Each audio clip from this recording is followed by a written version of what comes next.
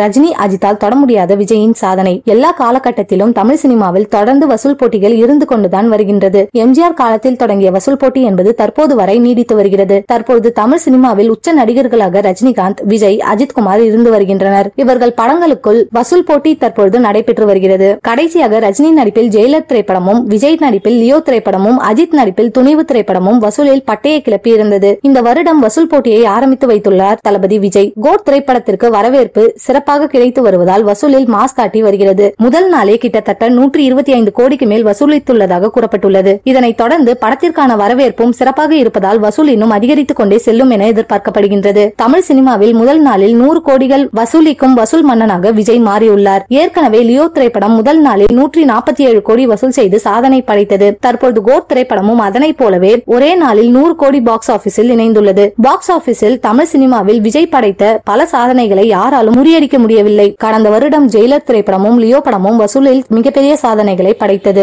Leo திரைப்படம் கலவையான விமர்சனங்களை பெற்ற போதிலும் கிட்டத்தட்ட 700 கோடிகளை பெற்றதாக அறிவிக்கப்பட்டது. இதனால் ஜெயிலர் திரைப்படத்தின் வசூலை கடந்த வருடமே விஜய் முறியடித்திருந்தார். தற்போது கோட் திரைப்படம் செய்யும் வசூல் சாதனைகளை வேட்டையன் திரைப்படமும், விடாமுயற்சி திரைப்படமும் முறியடிக்குமா என்பது சந்தேகம்தான். ஏனென்றால் விஜயின் திரைப்படம் கிட்டத்தட்ட 6000 தியேட்டர்களில் சோலோவாக வெளியாகி மாஸ் காட்டியுள்ளது. வேட்டையன் திரைப்படம் இந்த அளவிற்கு வெளியாக வாய்ப்பு இருந்தாலும் இதனுடன் மற்ற படங்கள் போட்டியிடவும் வாய்ப்பு இருக்கிறது. அதே போல தமிழ் சினிமாவில் அதிக 100 கோடி பாக்ஸ் ஆபீஸை கொடுத்த நடிகராக விஜய் வலம் வருகிறார். விஜயின் பல வசூல் சாதனைகளை ரஜினியும் அஜித்தும் முறியடிக்காமலேயே இருக்கின்றனர். தற்பொழுது தமிழ் சினிமாவின் வசூல் நாயகனாக முன்னிலையில் இருப்பது விஜய் தான். இவ்வளவு உயரத்தில் இருக்கும் போது சினிமா விட்டு விலக இருப்பதாக அறிவித்தது அதற்கு அதிர்ச்சி தான். இவர் நடிப்பில் கடைசியாக தளபதி 69 திரைப்படம் மட்டும் வெளியாக இருக்கிறது. அதற்கான வேலைகளை தற்பொழுது படக்குழு தீவிரமாக செய்து வருகின்றனர்.